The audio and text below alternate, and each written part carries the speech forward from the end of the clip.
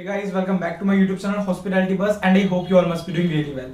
So guys, आज का जो मेरे वीडियो का टॉपिक है वो है स्ट्रीम से रिलेटेड कि विच stream is better for doing hotel management, यानी कि कौन सी स्ट्रीम अच्छी है अगर आपको होटल मैनेजमेंट करना है तो कितने स्टूडेंट्स को ये डाउट था इस चीज को लेके कि यार कौन सी स्ट्रीम अच्छी होती है। मतलब कि स्टूडेंट्स को ये लग रहा था कि अगर हम लोग होटल मैनेजमेंट कर लें उसके बाद जो हमें काम करना होता है, जिस तरीके का वो काम होता है वो कौन सी स्ट्रीम से मैच करता है। या फिर अगर एक पढ़ाई की बात करी जाए कि कॉलेज में जो पढ़ाई होती है, ठीक है, पढ़ाई की बात करी जाए तो कॉलेज में जो पढ़ाया जाता है वो कौन सी स्ट्रीम से सबसे ज्यादा मैच करा जाता है, कौन सी स्ट्रीम है जिससे सबसे ज्यादा रिलेटेबल है होटल मैनेजमेंट की पढ़ाई। सो यस गाइस, अगर आप लोगों के दिमाग में भी यही क्वेश्चन है और आप इसका आंसर जानना चाहते हैं सो आज की वीडियो आपके लिए ही खास है। और अगर आपने अभी तक मेरे चैनल को सब्सक्राइब नहीं करा तो मेरे चैनल को सब्सक्राइब कर देना गाइस। नहीं करते हम लोग अपनी वीडियो को स्टार्ट करते हैं।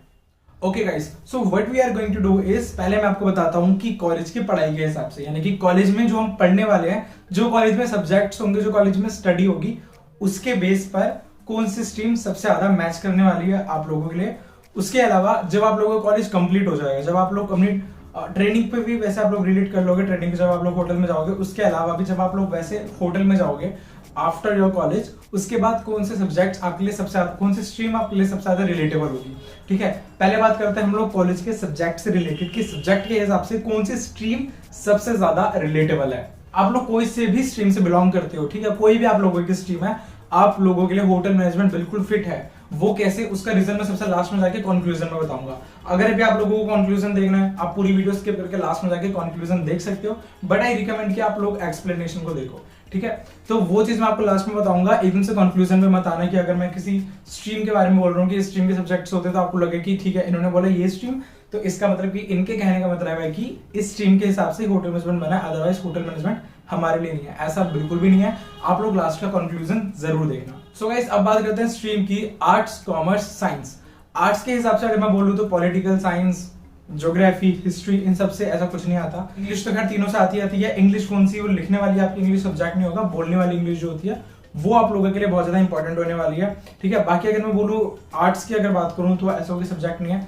इकोनॉमिक्स से कुछ कह सकते हैं, थोड़े टॉपिक्स रिलेटेबल हो सकते हैं, बट एज सच आर्ट्स से कुछ भी नहीं है। ठीक है, एज सच आर्ट्स से कुछ भी नहीं है। तो आर्ट्स वाले लेकिन अभी ये मत सोचना है कि होटल मैनेजमेंट हमारे लिए नहीं है। सो गाइस, अभी हम लोग बात करते हैं कॉमर्स की कि कॉमर्स के वो कौन से सब्जेक्ट्स जो आगे जाके हमारे रिलेटेबल होंगे कॉलेज में।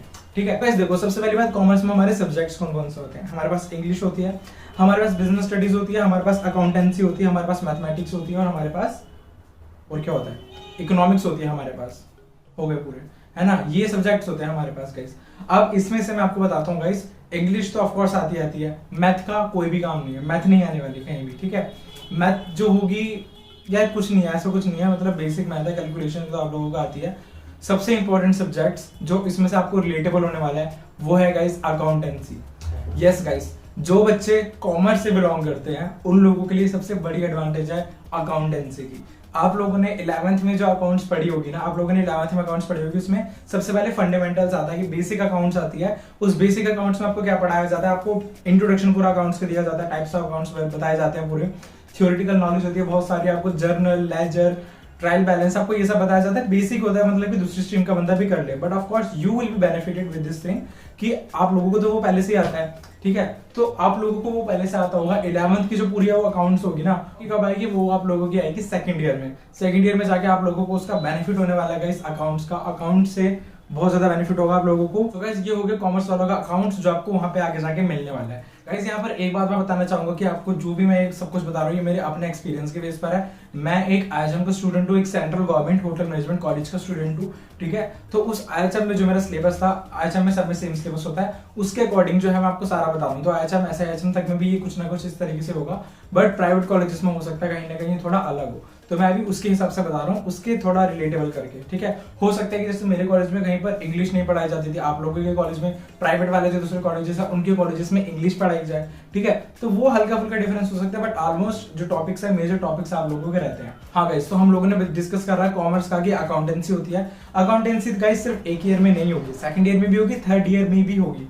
थर्ड ईयर में आप लोगों को सब्जेक्ट आता है फाइनेंशियल मैनेजमेंट, राइट। सो उसमें 12th वाली अकाउंट जो होगी, फंड्स से रिलेटेड जो होगा, उस सबसे रिलेटेबल टॉपिक्स बहुत आने वाले हैं, तो वहां पर भी कॉमर्स वालों को फायदा होगा।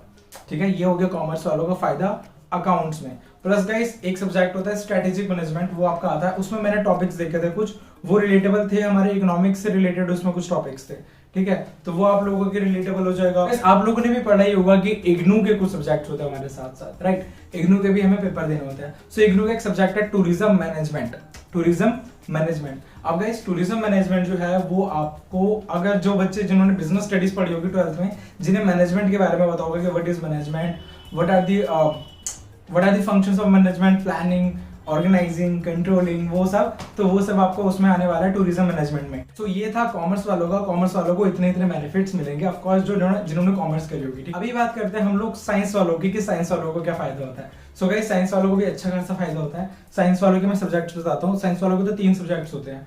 एक तो होता है hotel engineering, right, hotel engineering एक सब्जेक्ट होता है जो कि आपका आई थिंक फर्स्ट ईयर में ही होता है। गाइस फर्स्ट ईयर में ही आप लोगों का एक सब्जेक्ट होता है होटल इंजीनियरिंग।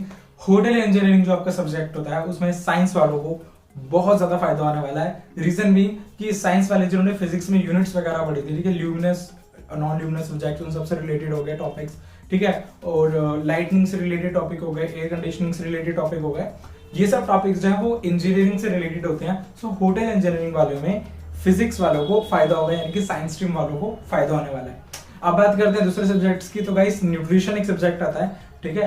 न्यूट्रिशन में क्या होता है कि न्यूट्रिशन इतना इजी होता है ना, कोई भी पढ़ लेगा, बट स्टिल मैं बोलना चाहूंगा कि कुछ ना कुछ कभी कभी केमिकल्स के नाम होते हैं, ठीक है, तो उसमें साइंस वाले तो ऑफ कोर्स अच्छा बेटर परफॉर्मेंस करेंगे, ठीक है। उसके अलावा गाइस एक फूड साइंस करके एक सब्जेक्ट होता है, फूड साइंस। तो फूड साइंस वाले में मैं यही बोलूंगा कि जो साइंस स्ट्रीम वाले स्टूडेंट्स हैं उन्हें उसमें फायदा होने वाला है, ठीक है, उन्हें उसमें बेनिफिट मिलेगा साइंस वालों को, जो ये फूड साइंस वाला सब्जेक्ट। तो साइंस वालों को तो फूड साइंस हो गया, न्यूट्रिशन हो गया, होटल इंजीनियरिंग हो गया, इन सब सब्जेक्ट्स में देखो कितना कितना फायदा हो रहा है। वैसे ये सब था जो हम थियोरेटिकल नॉलेज में पढ़ने वाले थे, उस समय में फायदा होने वाला था। ये सब मैंने आपको बताया कि किस किस स्ट्रीम के स्टूडेंट्स को क्या क्या फायदा होता है। ये बात मुझे आपको शायद पहले बतानी चाहिए थी, बट मैं अभी बता रहा हूँ। और वो बात ये है कि मैक्सिमम स्टूडेंट्स की बात करी जाए जो होटल मैनेजमेंट करते हैं, ठीक है, अगर मैं अपने टाइम की बात करूँ तो अभी भी मुझे लगता है आई थिंक ऐसे ही होता होगा, सबसे ज्यादा जो स्टूडेंट्स होते हैं वो साइंस स्ट्रीम के होते हैं, सबसे ज्यादा साइंस स्ट्रीम के स्टूडेंट्स होते हैं। उससे कम जो होते हैं मतलब वो कॉमर्स के होते हैं और आर्ट्स के लगभग हल्के फुल्के ही होते हैं, बट अदरवाइज सबसे ज्यादा स्टूडेंट्स होटल मैनेजमेंट में साइंस स्ट्रीम के होते हैं, जैसा मैंने देखा अपने पर्सनली। आप अपने बैच में देखना, मुझे भी बताना आप कमेंट करके कि आपके बैच में कितने कितने स्टूडेंट्स कौन से स्ट्रीम के। आप लोगों के फ्रेंड्स तो अब तक ऑफकोर्स कुछ बने होंगे, बट जितना मैंने नोटिस करा था या मतलब मेजोरिटी में काफी अच्छे खासे बच्चे जो थे वो साइंस स्ट्रीम के थे, बाकी जो थे वो थोड़े कॉमर्स के, थोड़े आर्ट्स के, इस तरीके से स्टूडेंट्स थे। अब यहाँ पर एक जो सबसे इंपॉर्टेंट बात है जो मुझे आप लोगों को बतानी है वो ये है गाइस, जो बंदा, ठीक है, जो बंदा साइंस स्ट्रीम का है, ठीक है, ऐसा नहीं है कि वो अकाउंटेंसी नहीं कर पाएगा। मैं बता रहा हूँ वो अकाउंटेंसी जिनने कॉमर्स पढ़ी है वो उससे ज्यादा अच्छी कर लेगा अगर उस बच्चे में वो बात होगी तो, ठीक है। अगर कोई बच्चा आर्ट्स का है और अगर वो ये सोचता है कि मैं तो आर्ट्स को, मैंने कभी कॉमर्स नहीं पढ़ी, मैंने कभी साइंस नहीं पढ़ी, तो मुझे प्रॉब्लम आने वाली है, नहीं यार, बिल्कुल भी ऐसा कुछ नहीं है, ठीक है। आप लोग उनसे ज्यादा बेटर कर सकते हैं, मैंने खुद अपनी आंखों से देखा करते हुए, ठीक है। अगर आप मुझसे पर्सनली पूछोगे तो मैं आपको बताऊं तो मेरे होटल इंजीनियरिंग में मेरे ज्यादा मार्क्स आए थे जबकि मैं कॉमर्स स्ट्रीम का था, और अकाउंटेंसी में मेरे कम आए थे जबकि मैं कॉमर्स स्ट्रीम का था, है ना। तो इट्स ऑल अबाउट कि आपने प्रिपरेशन कितना करा है, टाइम आपके पास पूरा इनफ होगा, ठीक है। सो कोई भी बच्चा किसी भी स्ट्रीम में कर सकता है, बट स्टिल मैं ये बोल रहा हूँ कि फॉर एग्जांपल जैसे अकाउंटेंसी की मैं बात करूं, ठीक है, अगर मैं अकाउंटेंसी में कुछ भी ना पढ़ूं ना, बट फिर भी मुझे पता होगा कि ठीक है ये चीज ऐसे होती है। ये सब ये बिल्कुल भी मत सोचना कि जो दूसरी स्ट्रीम के सब्जेक्ट्स हैं वो आप नहीं कर सकते। मैं तो कह रहा हूं आप उनसे अच्छा कर सकते हो अगर आप अच्छे से करोगे तो, ठीक है। तो वो सब आपके ऊपर, अगर आप लोग अच्छे से पढ़ाई करोगे तो आप लोग कर सकते हो गाइस। और मैं तो यही बोलूंगा कि अपने फर्स्ट ईयर से अपनी पढ़ाई वगैरह अच्छे से करके चलना। And I feel really jealous of you people, मतलब तुम लोगों को यार सब पता चल रहा है, तुम्हें सारे सब्जेक्ट्स पता है, सारा कुछ पता है यार, ठीक है। होता है मुझे भी कभी कभी जेलस फील कि मतलब तुम लोगों को सारी नॉलेज हो रही है, सारा कुछ पहले ही पता चल रहा है, मुझे कुछ नहीं पता था, ठीक है। तो अब बात करते हैं कि ये थियोरेटिकल नॉलेज मैंने बता दी कि जब आप लोग होटल में जाओगे, ठीक है, तो होटल में जाओगे तो उस हिसाब से क्या क्या फायदा होने वाला है। आर्ट्स वालों को तो गाइस देखो ऐसा कोई फायदा नहीं होगा अगर मैं बोलूँ तो, ठीक है। साइंस वालों को भी ऐसा कोई फायदा नहीं होगा, ठीक है। यहाँ पर मैं बोलना चाहूंगा कि वो स्टूडेंट जिसके पास बिजनेस की नॉलेज होगी, जिसके पास मैनेजमेंट की नॉलेज होगी, यस गाइस, क्योंकि of course you are doing hotel management, आप लोग होटल मैनेजमेंट कर रहे हो तो आपको मैनेजमेंट की नॉलेज तो होनी चाहिए ना। तो अगर जिनने कॉलेज में टूरिज्म मैनेजमेंट अच्छे से पढ़ लिया, जिनने मैनेजमेंट की नॉलेज जिनने ले ली कि व्हाट इज मैनेजमेंट, कि मैनेजमेंट क्या होता है, ठीक है, तो मैनेजमेंट आपके थर्ड ईयर में जाके टॉपिक आने वाले हैं। सब्जेक्ट्स आपके होंगे F&B management, front office management, accommodation operation management, advance food production operation management, तो उस तरीके के मैनेजमेंट सब आपके होने वाले हैं, ठीक है। अब मैनेजमेंट क्या होता है वो आप लोगों को पता होना चाहिए गाइस, मैं ये बोलना चाहूंगा कि जिन लोगों ने बिजनेस स्टडीज पढ़ी होगी उन्हें पता होगा कि मैनेजमेंट होता है, ठीक है, मैनेजमेंट क्या होता है, उन्हें पता होगा कि मैनेजमेंट के फंक्शंस क्या होता है। तो मैं ये बोलूंगा कि जिन लोगों ने मैनेजमेंट के बारे में पढ़ा है वो उस चीज को प्रैक्टिकली होटल में देखेंगे।